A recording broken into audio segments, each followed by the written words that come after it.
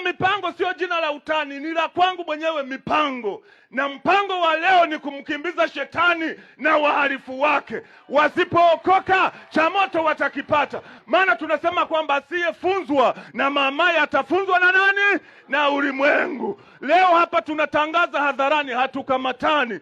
Siku nyingine ukikamatwa na serikali, usije ukasema umeonewa. Mkaribieni Mungu naye atawakaribia ninyi.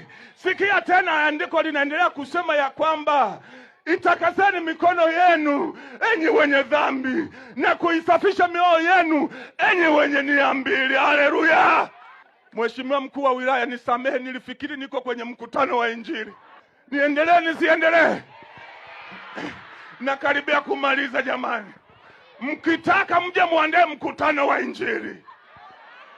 Leo tumeandaa polisi jamii, tuunde vikundi vya ulinzi shirikishi.